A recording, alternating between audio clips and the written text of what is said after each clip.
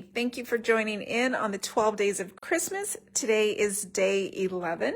This is the holiday sweets box that I'm going to be crafting today. If you have any questions about the measurements or what I'm doing, go ahead and post a comment as I'm working. So I'm going to push this aside and I'm going to share with you the supplies and the tools that I'm using. I'm going to start off with my paper, and I have two sheets of paper that I have already cut. They measure 8.5 by 8.5, both of them. So I've got garden green, and then I have one of the sheets from the Sweet Candy Canes designer series paper pack. And I'm going to be doing some scoring to start off. So I need my paper trimmer. And let's see, I'm going to bring this in. I am going to be scoring. So I have already cut the sheets down to, let's see if I can move that light just a little bit, might get a little bit of a glare. I've already cut my sheets to 8.5 by 8.5.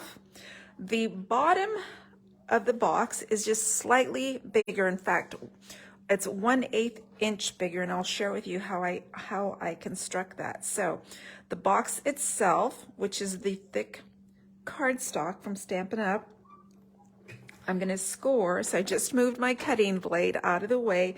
I'm going to score on all sides at 2 inches. So I'm just going to keep rotating till I've got a score on all sides at 2 inches. So this is box construction. You can customize your box if you're going to be including either a smaller quantity or smaller treats. You could downsize the size of the box. So, all right, so I've got a score line on all sides at 2 inches. I'm going to put that aside. For the top or the lid, it's going to be slightly larger. And so I am going to score, instead of at 2 inches, I'm going to come in just one tiny line. So I'm going to bring it in 1/16. So we are scoring at 1 15/16. Hello, Debbie. Glad you could join live. I am constructing a holiday sweets box. This particular box is going to accommodate some fudge pieces, but it would also accommodate about 10 2-inch cookies. So this is the gift I'm going to be presenting to some of the neighbors.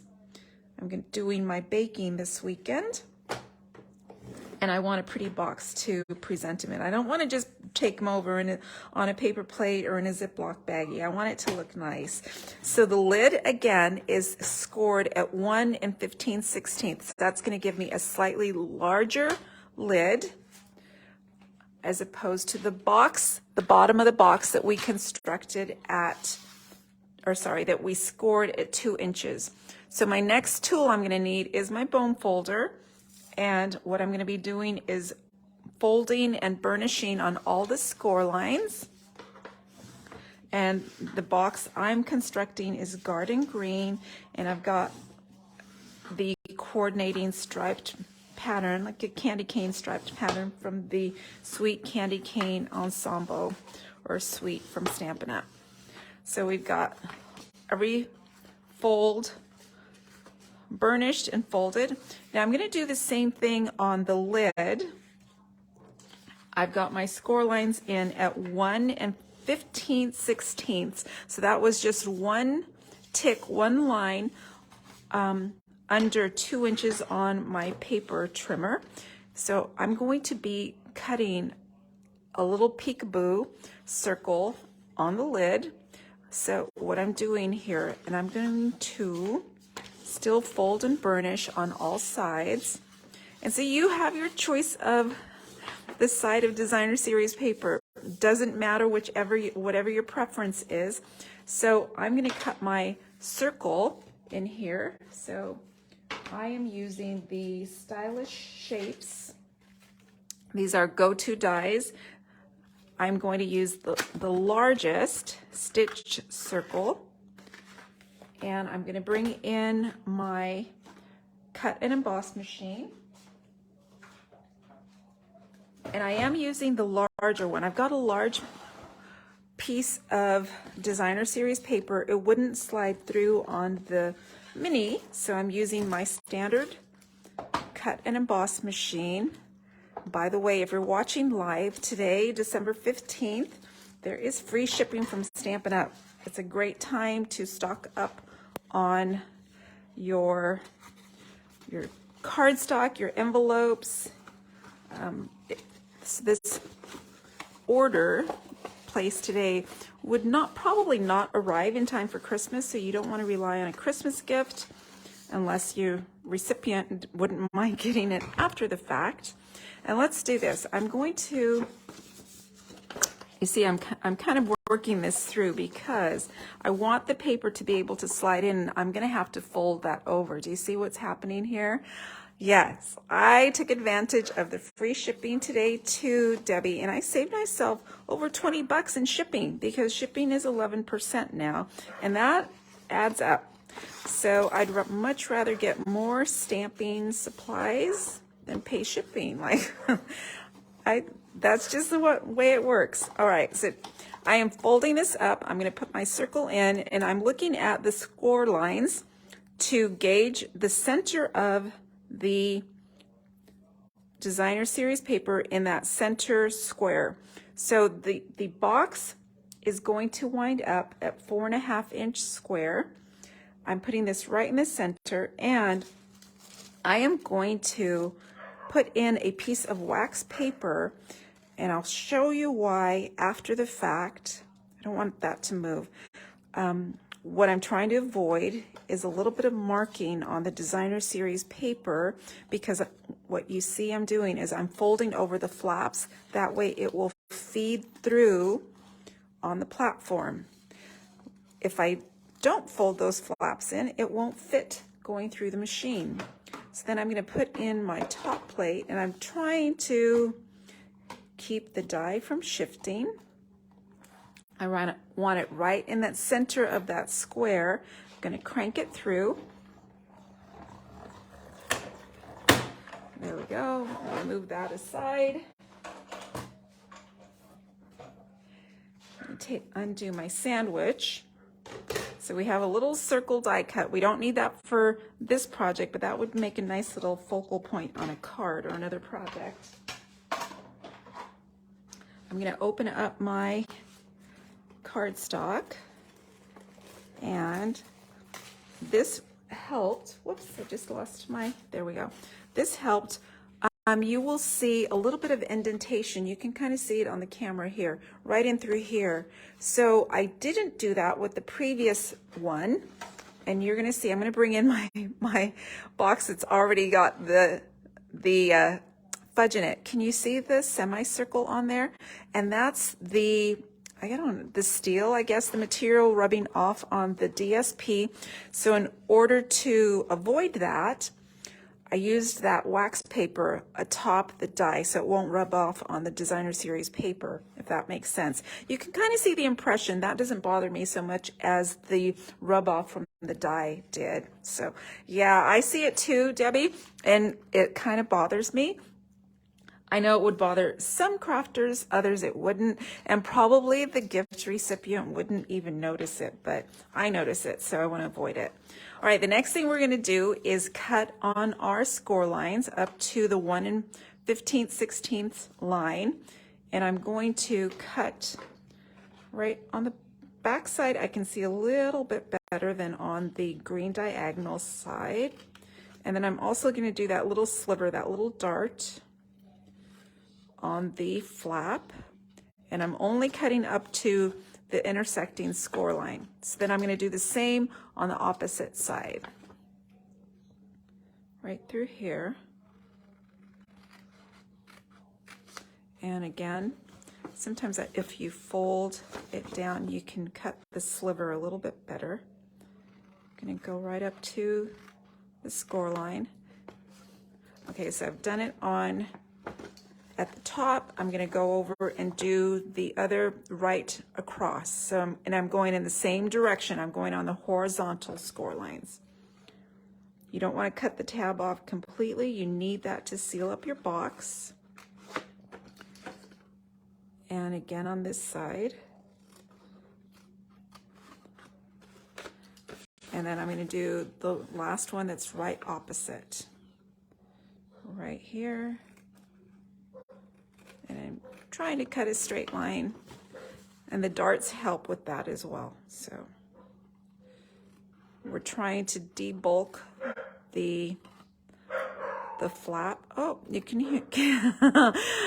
My puppies are barking. I hope you can't hear them on camera. Okay, so I've got my lid constructed.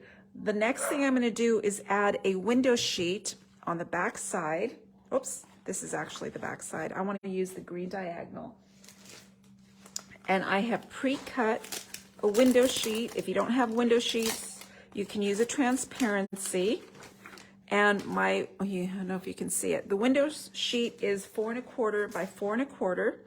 And what I'm going to do, I'm going to bring in my piercing mat to help me out here. And I'm going to apply some Stamp and Seal right up at the edge of the window sheet. We're going to use this to seal it to the back of the lid. And this kind of makes it nice so that you can see the treat that's on the inside of the box. And then I'm going to have about 1/8 of an inch all the way around on the window sheet. There we go. And there we go. So now we have our window sheet. We have a fully enclosed lid. I'm ready to construct this. I'm going to flip it to the back side. I'm going to bring in the 2 top tabs and apply adhesive. And again, you could use the seal. My favorite's always the liquid glue. I just have to be careful that I don't squeeze out too much because you don't want any oozing out from the seam, and you don't want a sticky mess with the glue. All right, so then I'm going to bring up the sides. These come over perpendicular right in here. Whoops. And to help myself, I'm going to rotate this. Make sure, what I want to do is make sure this is aligned or abutted right up to that perpendicular score line. And I'm going to do the same on the opposite side, right through there. Okay, so we've got one side down. We're going to flip it over. Now we're going to do the bottom tab, same way. So we're going to attach that with a little strip of liquid glue. So this year I am switching up my cookie recipe. I typically make my chocolate chip cookies that I love. This year I am making ginger doodles. So we're going to see how those go. Ginger sounds like a holiday cookie, right? And that is what I'm going to be mass producing in my kitchen this weekend. There we go. So I have my lid constructed. Looks pretty cute. And then I'm going to do it this way. Then I'm going to do my base. And the base is just going to be 1/8 of an inch bigger so that the lid will slip right over it. And we did that by scoring in at 2 inches on the bottom of the box. And on the lid, we scored in at 1 15/16, which is just one of those little tiny tick marks. So I'm going to do the same as I constructed on the lid. I'm going to cut that little sliver off, that little dart. And I'm just trying to debulk the tab area. All right, so we've done one. Now I'm going to do the opposite side going in the same direction, the horizontal line. And remember, you do not want to cut this off, so you're keeping in the same direction. And we're going to do the dart. So most of the projects I've been doing during the 12 days of Christmas just require your basic tools, your essential tools, like a paper trimmer, your paper snips, your bone folder, the cut and emboss machine. Take your pick tool, piercing mat. When you have those in your crafting arsenal, you're ready to go. And then you can just use whatever papers you've got that are leftovers from other projects. There you go. All right. So we have our box cut, and it's constructed the exact same way. So we're going to fold in on the flaps, use the liquid glue. Now, if you are wrapping up something that's going to be heavy, you might want to add a little support base. So I might cut like a chipboard that's about 4 1/4 by 4 1/4 to insert it into the base of the box. It just gives it a little bit more support if you've got weightier contents in your box. Anybody like me that is gifting holiday treats and needs a little packaging? So you could also do like Moose Munch Mix, holiday popcorn. So edible treats are kind of nice for friends that you meet up with for a holiday drink or lunch, or for the neighbors, or for club members. People you just want to give a little something to. You're not really going to purchase a gift for them, but it's always nice to have something to present them. So look at that. There's my base. Looks pretty nice, I think. The lid is going to go right in atop, and it slides right over. So no struggling, no having to pinch in the box. I'm getting ready to decorate it now. And to decorate, I am using the same stamp set and die that coordinates with the paper. So I'm using the sweet candy canes. And I have pre-die cut some of the pieces I need. Oh dear, I didn't get a white circle. So I'm gonna have to die cut that and run and grab that.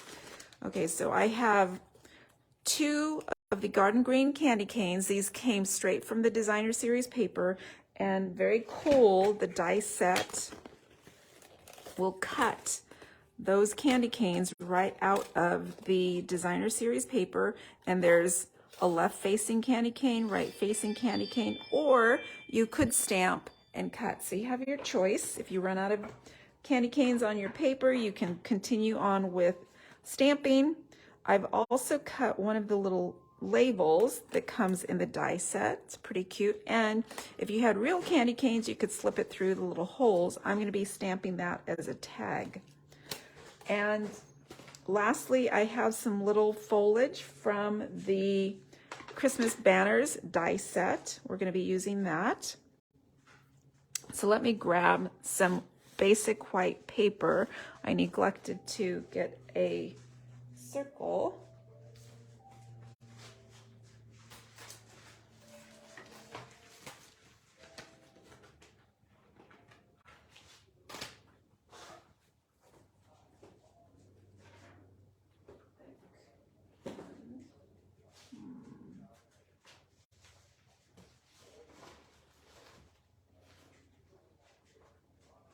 There's that.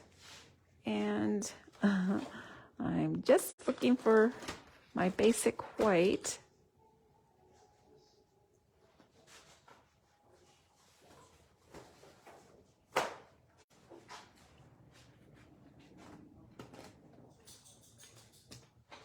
Right here.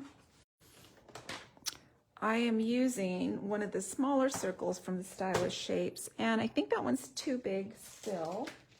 I'm going to go with the third one in. There we go.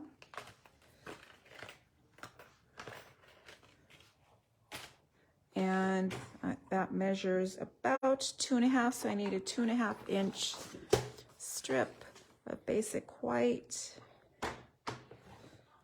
2.5. Well, Anna Marie almost cut 1.5. Oh my gosh. 2.5, right. I'm going to test it. That'll work. There we go. That and that.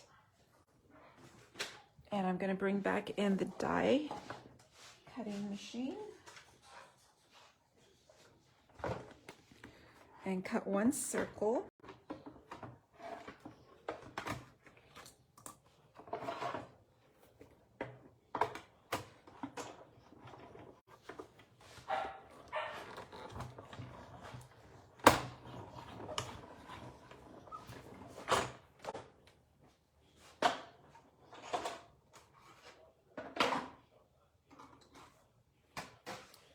Alrighty, so there's that. Now this is going to be assembled atop the circle. This is how I'm envisioning it, and I want the little foliage right behind. I only need 2 branches, so that's how I'm going to want it to look. So I'm just going to add a little bit of liquid adhesive. This is how I do it. Once I've got it arranged the way I want it, I'm just going to lift up in here, add a little bit of adhesive in there, make it stick, and I might need to add a little bit more for the candy canes in here. Right, like so. And then again down below.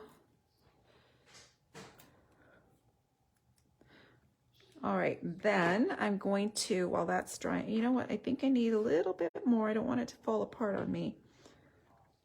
A little dot right there. All right, while that's drying off, I'm going to bring in my label, and I'm going to stamp in real red. And if you're just joining me, we are constructing a holiday sweets box. This is going to accommodate about 8 large pieces of fudge. You could also put in about 10 2-inch cookies. And I'm just going to stamp this with the words Christmas cheer. And this is from the Sweet Candy Cane stamp set. There's my little grading right here. And I want that trimmed down. I'm not going to be sliding a candy cane through. So I'm just going to trim this down, bring in my paper trimmer, and slide that through. There we go. There. This is going to go right on top of the candy canes. I'm going to add a dimensional behind it.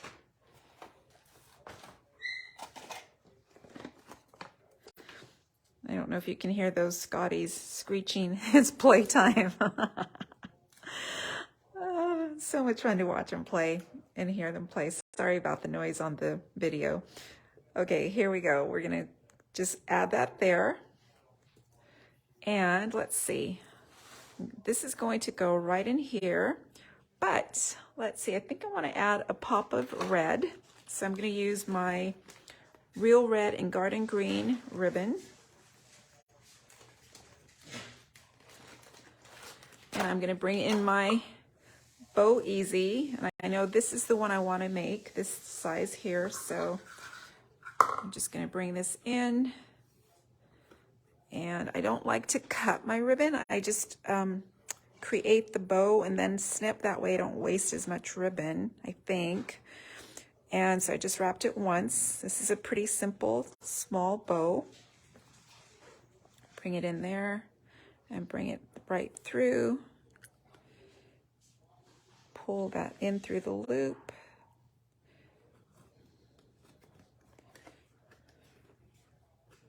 And I'm going to use my ribbon snips right through here. Pull this off. And I know I want to trim that ribbon tail. There we go. Hello, Corinne. Thank you. It's a sweet little box for sweets. And I'm going to add this to my artwork with a mini glue dot, maybe a couple. And I like to just take the bow right up to the glue dot. This is going to go right in the center of that little tag. There we go, some Christmas cheer. This is going to go right on the box. And you can see I've got a lot of holiday green going on. Take that off. And I'm going to attach this to the box top with a little bit of flat adhesive right behind that circle.